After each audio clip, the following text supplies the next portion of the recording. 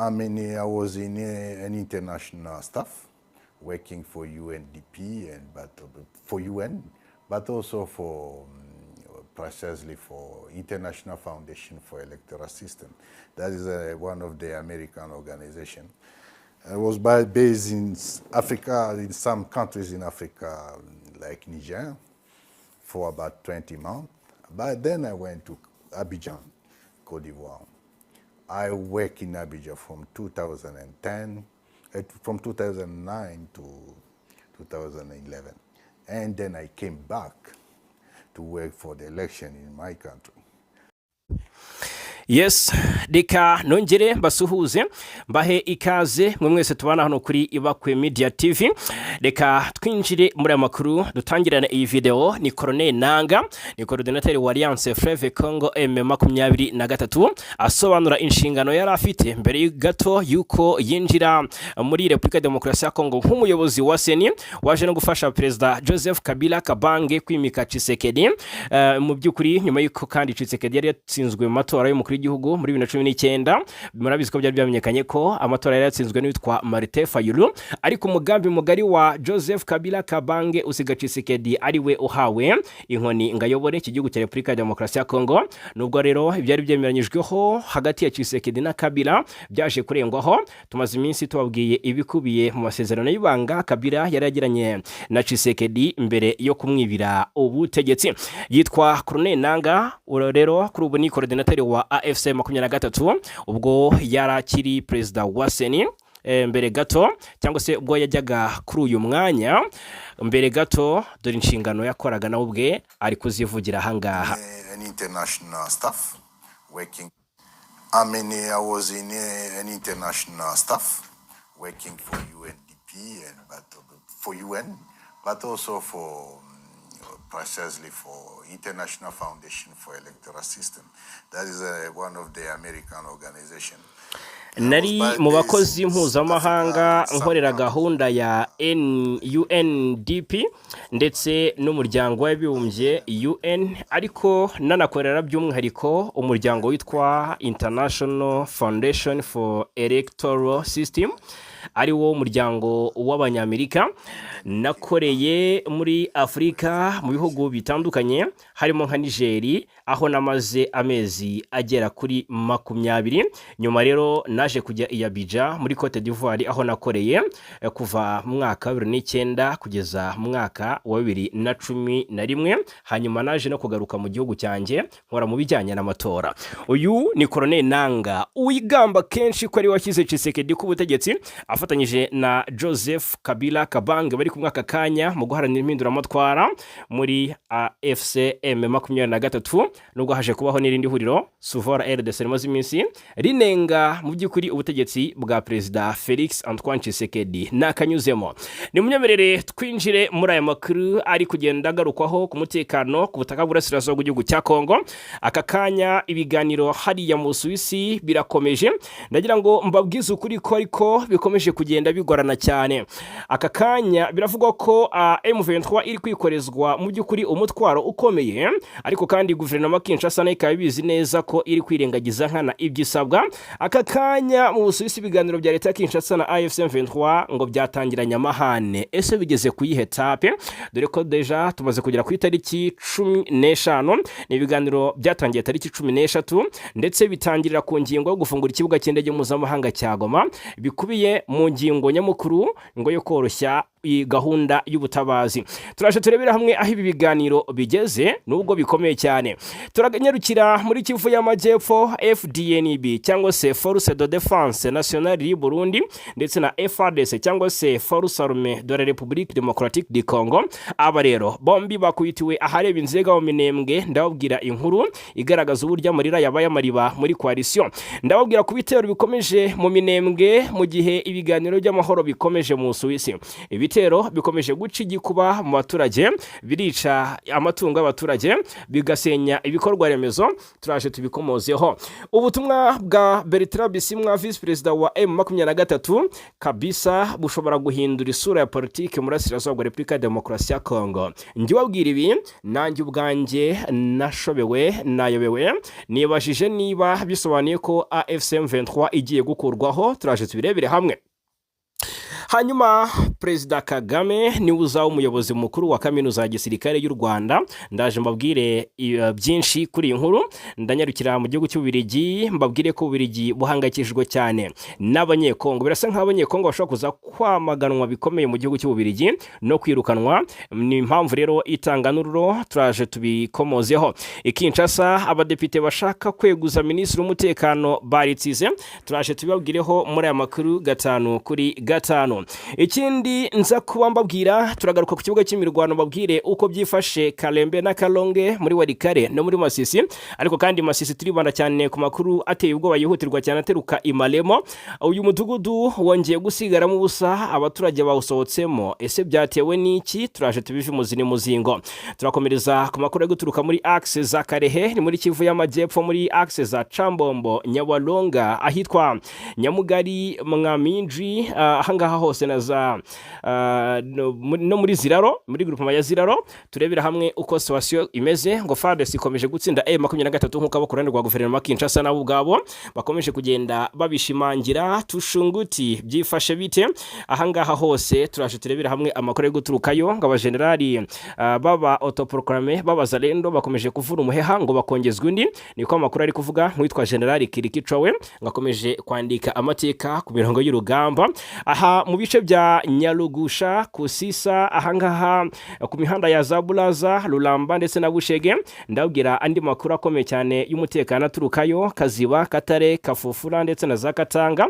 Aho hose ndabwira ibyari byo Bunje ndetse na Bushuguru. Haraturuka amakuru akomeye cyane ku mitwe ya za Kopako iyobowe na Kirikico, Mirimba, Mwanamayi ndetse na za MCDPIN ya Gervais Nsimparingira ndetse n'indi iyobowe n'uwitwa Haguma Kanyengwenye. Turashe turebera hamwe byinshi ku makuru ari guturuka muri izi axe. Hanyuma ntabwo ari ibyo gusa bavandimwe, ni henshi hari amakuru akomeye cyane y'umutekano. Tujya kuba tubiva imuzini muzingo gatanduku, kandi mbahaye ikaze hano kuri Ibakwe Media TV. Icyo musabwa gusa ni ukunkandiraho hasi handitse subscribe cyangwa sabone kugira ngo mujye kuri mwiyongere mu muryango mugari w'abadahwema kwibanira natwe 5 kuri 5. Ni munyemerere inkuru mperaho nkomoze ku busabe bwanyu kuko ndi uwanyu nyine. Duhere kuri ubu butumwa bwa Bertrand Bisimwa n'icyo buvuze ku mutekano mu karere k'ibyaga bigari ndetse n'isura y'umutekano muri Repubulika ya Demokarasi ya Kongo, by'umwihariko mu Burasirazuba bwa Kongo, cyangwa se icyo bishobora guhindura ku isura ya politiki mu Burasirazuba bw'iki gihugu. Mumbwire. Ariko kandi ni hagati y'icyo ngicyo ndetse n'ibiganiro bikomeje kubera hariya mu Busuwisi, bigaragara ko bitabereye Geneve, byabereye mu wundi mujyi, ariko kandi bikaba ari bya biganiro n'ubundi biri mu murongo cyangwa se umujyi wa Doha. Biragaragazwa neza muri aya makuru ko hari abatumiye cyangwa se hari abatumirwa muri ibi biganiro bari kubogamira ku ruhande rwa guverinoma Kinshasa. Hanyuma ariko M23 nayo yanze kuba insina ngufi imbere ku meza y'ibiganiro cyangwa se mu cyumba cy'ibiganiro, nayo barazana ingingo, M23 ikazana indi ndetse ikadefanda impamvu zayo simusiga. Murabizi ko ibiganiro nubwo bikomeje, impande zombi ziri kwesuranira muri Kivu y'Amajyepfo. Muri Rucuru hamaze iminsi havuzwe imirwano muri sheferi ya Bwito. Muri Masisi haravugwa imirwano muri axe za Kalembe na Kalonge. Ahangaha mu bice bya Malemo abaturage ngo basohotse Malemo isigayemo ubusa. Mbega ibiteye impungenge ni byinshi nubwo ibiganiro bikomeje. Yes, nkuko mubinsabye, reka mpere hariya mu Busuwisi. Ni ibiganiro by'amahoro byahurije intumwa z'ubutegetsi bwa Repubulika ya Demokarasi ya Kongo n'ihuriro Alliance Fleuve Congo M23 mu Busuwisi, byatangiranye amahane ku ya 13 Mata 2026. Ibiganiro byatangiranye amahane ndetse mu buryo budasanzwe, buri wese ntashaka kumva undi, kandi ni ibiganiro gomba gucamo nyine kandi bikagerwaho. Ni ibiganiro byitabiriwe n'abahagarariye umuhuza ariwe Katari, byitabiriwe n'uhagarariye Leta Zunze Ubumwe za Amerika. Namaze no kwakira amakuru rwose ko ari Marco Rubio, ni minisitiri w'ububanyi n'amahanga n'ubutwererane wa Leta Zunze Ubumwe za Amerika, ndetse ariko kandi sabo gusa kuko hari mu by'ukuri n'intumwa y'umuryango n'intumwa y'ubutumwa bw'amahoro bw'umuryango w'abibumbye muri Repubulika ya Demokarasi ya Congo MONUSCO. AFC M23 bivuga ko yohereje intumwa abenshi bati 12, ariko iziri principale ngo ne 6 ziyobowe n'umunyamabanga uhoraho wayo ari we Benjamin Mbonimpa. Murabizi Doha muri Qatar niho harusiragirayo, ndetse yumvise ngo M23 yitabiriye ibiganiro ariko ngo intumwa za Kinshasa nizagaragaye. Benjamin Mbonimpa we abagezeyo ku isonga. Muri izo 6 rero harimo Benjamin Mbonimpa, ndetse akaba yajyanye n'izindi nzobere 6 zirimo abahoze mu buyobozi bukuru bwa Repubulika ya Demokarasi ya Congo ku butegetsi bwa Joseph Kabila Kabange ndetse n'ubwa Felix Antoine Tshisekedi Chilombo. Naje gukubita icyumvirizo nkurura makuru ndetse yizewe y'ukuri cyane mfitiye gihamya kirenze 100. Bivuga ko muri izi nzobere harimo uwawaje cyane Tshisekedi, ndetse ngo Tshisekedi arabyumva umutima ukamukuka cyangwa se bikaba bikamukuka. Bivuga ko uwitwa Claude Ibalanki uyu nguyu Ekolomba akaba amaze iminsi avugwa muri Alliance Fleuve Congo M23, ariko hari harabuze gihamya cyuko yaba aratangiye gukorana na M23 nyuma y'uko agaragaye mu mashusho n'amavideo yafashwe ari hari igoma ari kumwe n'abayobozi ba AFC M23, dore ko M23 nayo ubwo itari yigeze ishimangira ko koko Claude Ibalanki Ekolomba yaba yara joininze bo mu cyama. Uyu rero nakubwira ko yabaye ambasaderi udasanzwe wa Repubulika ya Demokarasi ya Congo, ndetse yewe yabaye n'umuhuzabikorwa w'urwego rw'igihugu rushinzwe gukurikirana iyubahirizwa ry'amasezerano y'amahoro ya Addis Abeba muri Ethiopia, ndetse n'itwa Frank Mwe Di Malila wabaye minisitiri w'ubukerarugendo na minisitiri wungirije w'ububanyi n'amahanga. Basomambike ba M23 barimo nk'uyu mugabo uyu René Abandi bivugwa ko ari ubitse impapuro zirimo amasinya y'ibyemeranyijweho hagati ya M23 ndetse na guverinoma ya Kinshasa muri 2013 gutyo, ariko kandi n'abandi bagiye batandukanye harimo Colonel John Imani Nzenze ukuriye ubutasi bwa M23. Buriya nawe atera ibuye rimwe akica inyoni ebyiri. Araza ku kibuga cy'imirwano abahari kandi ari gufasha mu bijyanye n'ubutasi gutata duyi, ariko kandi no mu biganiro bya diplomasi nawe abahabaye. Rero byari byitezwe ko abazahagararira AFC M23 muri ibi biganiro ngo ari intumwa 6 gusa zamenyere cyangwa se ngo zimenyerewe mu rwego rwayo rwa politiki. Ubwo rero abo muri leta ya Kinshasa batunguwe ngo no kubona abahoze bakorana nabo bari ku ruhande rw'iri huriro rya Alliance Fleuve Congo M23. Uri wazutese abangaba nibo batumye ibiganiro bidatangira mu mwuka mwiza, hakabaho gushyogoranya gusa nk'abajya mu mpaka zango turwane. Iki nicyo nshaka kubabwira ahangaha. Amakuru ava mu Busuwisi indani aka kanya aravuga ko cyangwa se arashimangira ko kugira ngo inzobere za AFC M23 zemererwe kwitabira ibi biganiro ngo byabanje kugorana, kubera ko ngo abo muri leta ya Kinshasa batabashakaga ariko byarangiye bemewe. No kuvuga ngo aba ba Claude Ibalanki, aba bayobozi bakomeye nka Frank Mwe Di Malila, abangaba ngo ntago guverinoma ya Congo yabashakaga kubera ko ngo bafite amabanga ya Kinshasa ya Tshisekedi, ariko birangira n'ubundi M23 nayo ihagaze ku maguru abiri iravuga iti nimutabemera ntago natwe tubyitabira, ntago tujya mu cyumba cy'ibiganiro. Birangira babemera, ariko abo konarwa guverinoma ya Kinshasa babyemera na kangononwa.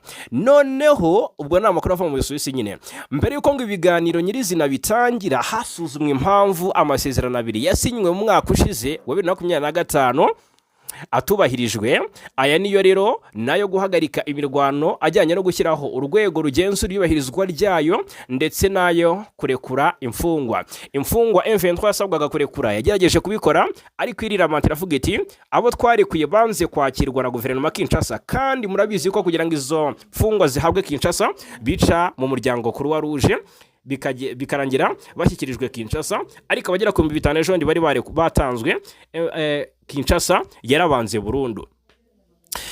Noneho isuzuma ryakurikiwe n'ibiganiro byahariwe ingingo yo korohereza ndetse no gushyigikira ibikorwa byo gufasha abagizweho ingaruka n'intambara yo mu burasirazuba bwa Repubulika ya Demokarasi ya Kongo. Ubwo rero birumvikana hafungurwa ibikorwa remezo byifashishwa mu kugeza ubutabazi kwa bukeneye, birimo birumvikana n'ikibuga cy'indege mpuzamahanga cya Goma. Ibi byo gufungura ikibuga cy'indege cya Goma nyaboneka biracyagoranye cyane, kubera ko guverinoma ya Kinshasa igerageza kubisa cyangwa se isa nkaho yo ihita itanga ikaze cyangwa se yumva ivuze rumwe n'ubisabye cyangwa se n'ubikomojeho. Murabyibuka mu mpera z'umwaka ushize ubwo Perezida Emmanuel Macron w'Ubufaransa atangaza ko ikibuga cy'indege cya Goma kigomba gufungurwa kugira ngo ibikorwa by'ubutabazi bitangizwe cyangwa se byoroherezwe gutangwa, ariko M23 icyo gihe ntabwo yari yatumiye mu biganiro cyangwa se mu nama yanzuriyemo icyo kintu. Ariko ahangaha mu Busuwisi naho hongeye kuzurwa kaboze gufungura ikibuga cy'indege mpuzamahanga cya Goma byavuzweho, ariko M23 ahangaha ngo ntabwo yigeze byumva neza. Muri Gashyantare 2026 umuyobozi wungirije wa MONUSCO ushinzwe ibikorwa Vivian Van de Pelle. Uyu Vivian Van de Pelle murabizi ko nibwo bwa mbere ubundi amakuru avuga ko indege ya mbere yavuye Goma ubwo M23 yafataga uyu mujyi yari yitwaye Vivian Van de Pelle. Niyongeye kururukira hano Goma ejo bundi muri Gashyantare ni yari izanye Vivian Van de Pelle, yanabyigambye aravuga ati ninjye muntu wavuye hano bwa nyuma ubwo indege ya nyuma yavaga Goma, ni nanjye muntu hasesekaye bwa mbere ubwo indege ya mbere iguye hano Goma. Yari yagira uruzinduko rero mu mujyi wa Goma, ageze kuri AFSM ageza kuri M23 icyifuzo cyo gufungura ikibuga cy'indege cya Goma. Iki kibuga cy'indege gifatwa nk'ahantu h'ingenzi cyane hajya hagezwa imfashanyo ziturutse mu mahanga zigakomereza mu bice bitandukanye by'Uburasirazuba bwa Kongo, dore ko mu kwakira umwaka ushize Perezida Emmanuel Macron w'Ubufaransa aribwo yasabye ko cyajya kigwaho indege z'ubutabazi kabiri byibuze mu cyumweru. Ni mu gihe rero ibiganiro byari bigikomeje mu Busuwisi ku mugoroba ku ya 13 Mata, umuvugizi wa AFSM 23 Laurent Kanyuka yatangaje ko rwose guhera mu gitondo cy'uwo munsi ingabo za leta ya Repubulika ya Demokarasi ya Kongo zagabye ibitero bikomeye ku basivile. Laurent Kanyuka agasobanura ko ingabo za leta ya Kongo zarashe mu gace ka Chambombo, Matare, Gishihe ndetse na Mwami w'Ijwi. Ahangaha ni Mwami w'Ijwi nyaboneka, ahubwo hari uburyo abakongomani babyita ukundi. Ni Mwami w'Ijwi, ni muri teritwari ya Karehe mu masaha ya 12 y'igitondo, ngo zongera kurasa muri Bidegu ndetse na Kalingi muri komine Minembwe zikoresheje drone. Ahangaha M23 ikavuga ko ngo ku mugoroba kandi drone ya leta ya Kinshasa yo mu bwoko bwa CH-4 yarashe mu baturage bo muri Shingisha ndetse na Kinumbi muri groupement ya Ruhinzi muri teritwari ya Masisi no muri Gakenke ndetse na Kalingi muri Minembwe. Reka rero tuninjira mu Minembwe mwumve nubwo ibiganiro by'amahoro bikomeje, ariko nyaboneka ibi kubera ku kibuga cy'imirwano bihabanye n'ibiri kuvugirwa mu byumba by'inama aho ngaho mu Busuwisi. Aka kanya reka nze mbabwire nubwo bisa nk'ari rezili Tanzania, ntabwo ari ugutabariza kubera ko bisa nkaho ijwi ritabariza abaturage hariya rwose nta uryumva. Ibitero murabyibuka ibitero byahitanye Karine Gwisejo bundi uriya muyobozi muri UNICEF w'Umufaransa kazi, uburyo byamaganwe n'abatari bake. Amahanga arahaguruka, African Union iravuga, European Union iravuga, Ubufaransa nyirizina buravuga, Ababiligi, bihugu bitandukanye biravuga, ariko iyo hishwa abaturage muri Kivu y'Amajyepfo n'iy'Amajyaruguru bishwe n'ubundi na drone ntibivugwa. Murabizi neza. Nk'aka kanya twahoze tubabwira amakuru yacu yatambutse ko ibiganiro byo birakomeje ntibikiri inkuru, ariko drone za kamikaze, izi drone za CH-4 ejo ntitwabagaraga na Sukhoi 25 z'igisirikare cya Kongo zakomeje kugaba ibitero ku baturage bo Minembwe.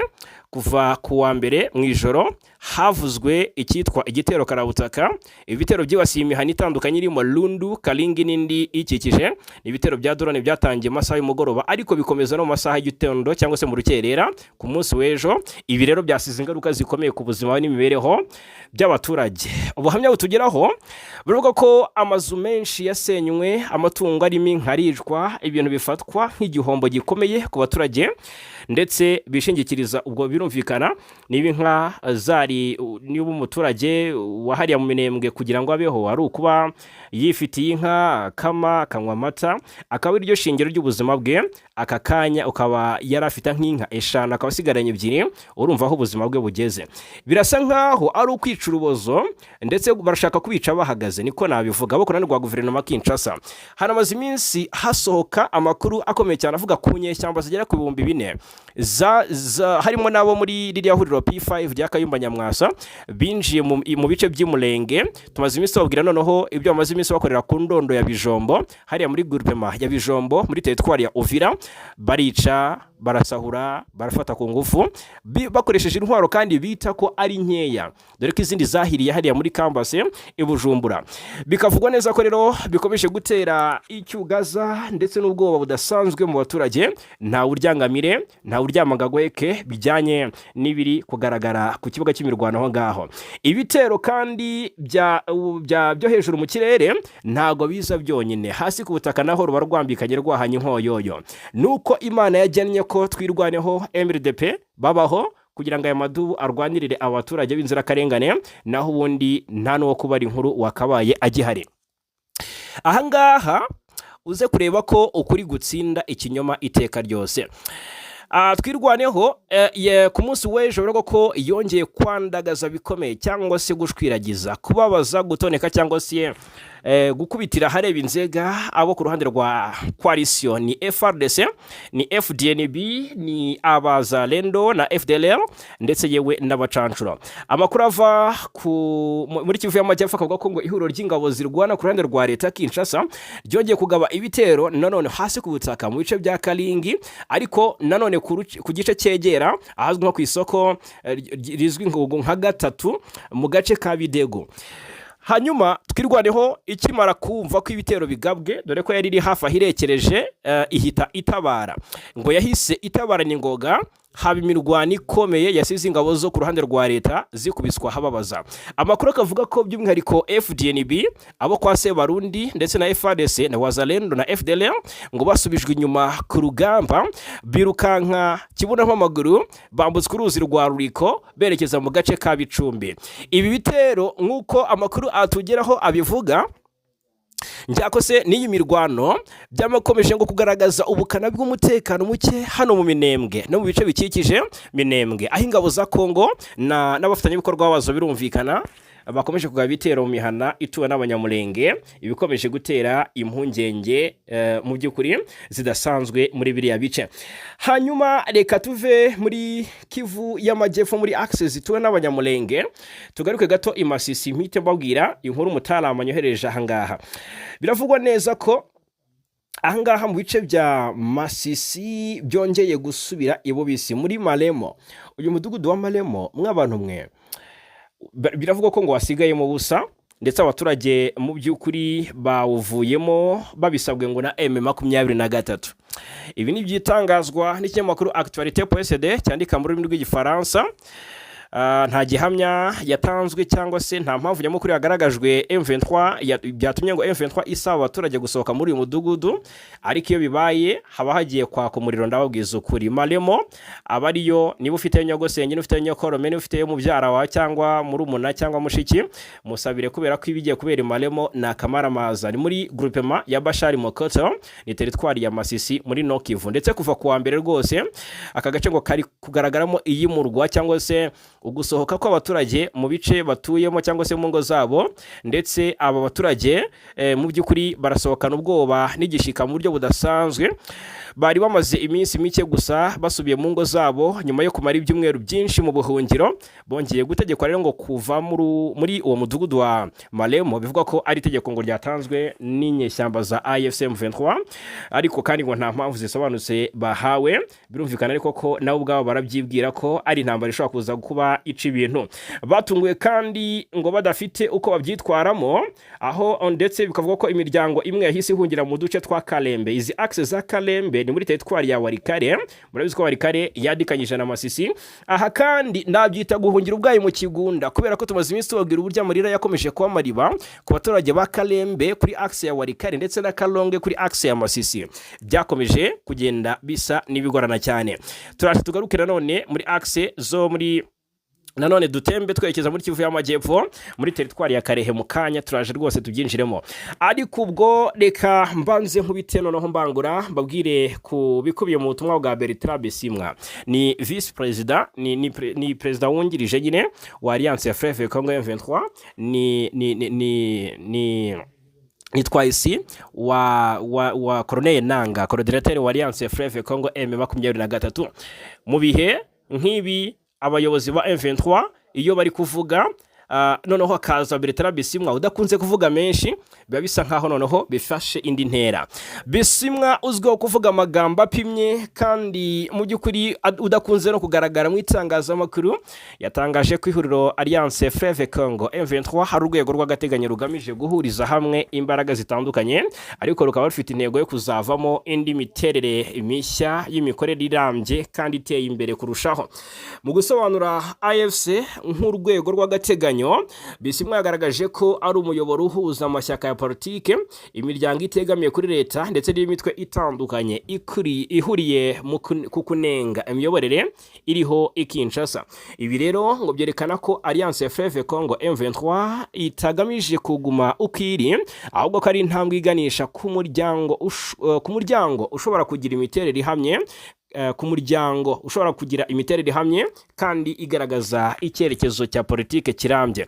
Ijambo urwego yakoresheje rikaba rifite ubusobanuro bwimbitse, tubyumve neza muri uyu mujyo, kuko rishobora cyangwa se risobanura imiterere ishobora guhinduka no kongerwamo izindi mbaraga hagamijwe kubaka igice gikomeye gishobora kugira ijambo rikomeye noneho mu miyoborere y'igihugu. Byumvikane neza. Ese ntabwo AFC yahita yivunja muri Suvara RDC?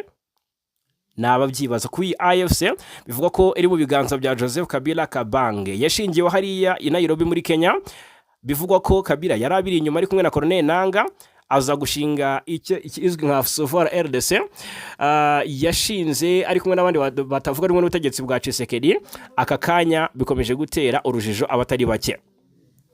Amagambo Bisimwa yavuze agaragaza ko hari gahunda iri gutegurwa yo guhindura AFC ikava ku rwego rwo guhuza ibitekerezo gusa ikagera ku rwego rwo kuba umuryango ufite imiterere isobanutse ishobora no kwinjira mu ruhando rwa politiki mu buryo bweruye. Ibi rero bigashimangirwa n'amateka y'imitwe ya politiki n'igisirikare muri aka karere, aho akenshi itangira nk'imitwe yitwaje intwaro igenda ihinduka imiryango ya politiki igamije kugira uruhare mu buyobozi bw'igihugu. Ubwo rero iyo nzira kenshi iba igamije kwemeza ubunyamuryango ndetse no gushaka kwemerwa ku rwego mpuzamahanga.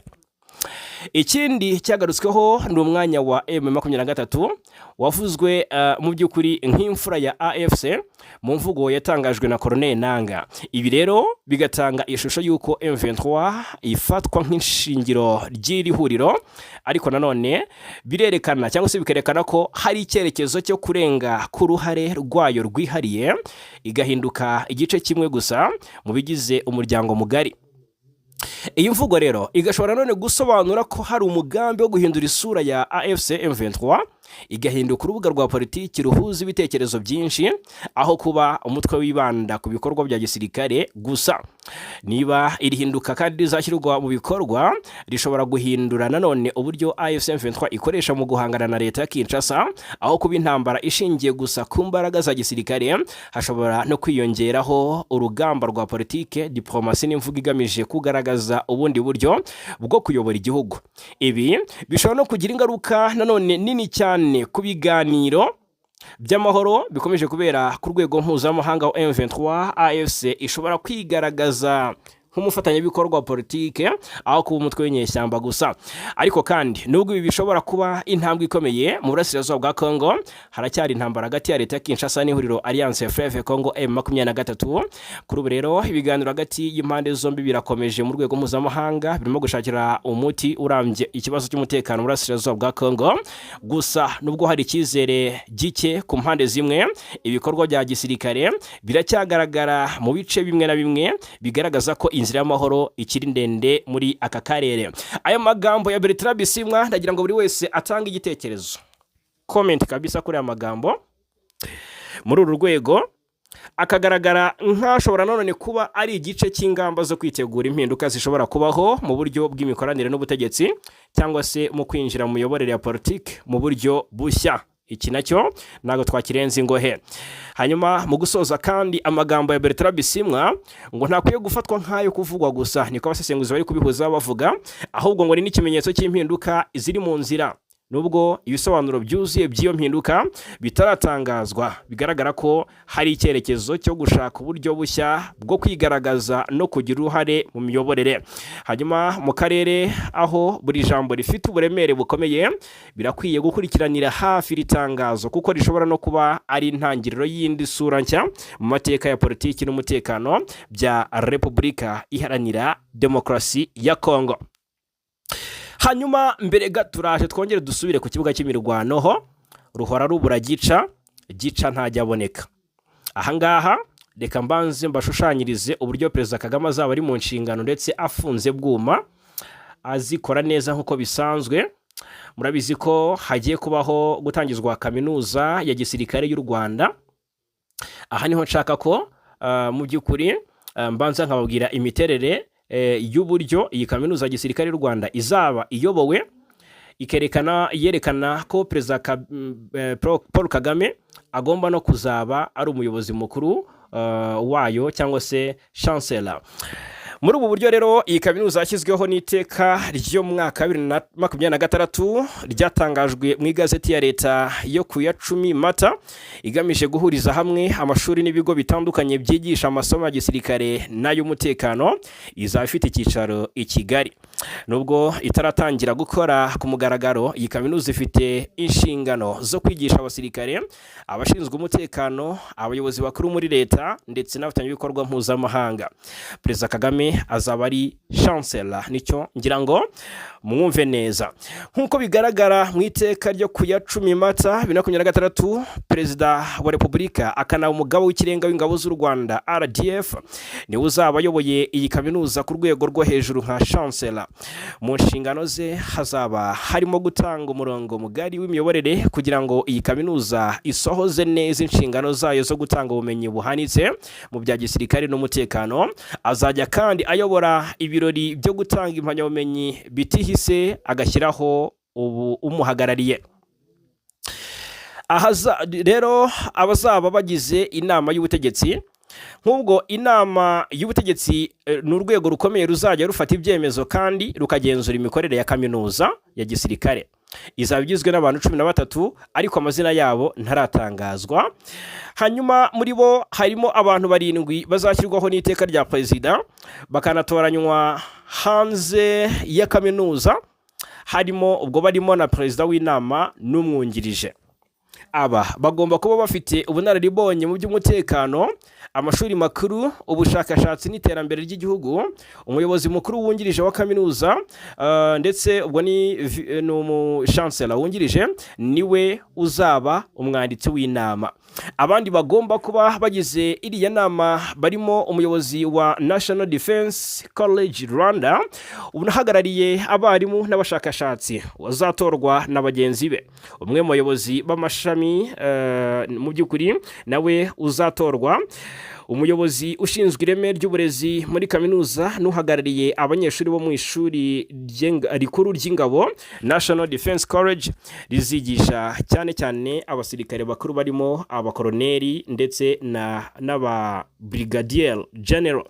Hanyuma rero kandi iteka riteganya kandi ko nibura 30% by'abagize iyi nama bagomba kuba ari abagore, mu rwego rwo guteza imbere ihame ihame ry'uburinganire. Birumvikana ko ntabwo mu gisirikare ariho ihame ry'uburinganire ryaterwa ishoti cyangwa se ryasubizwa inyuma.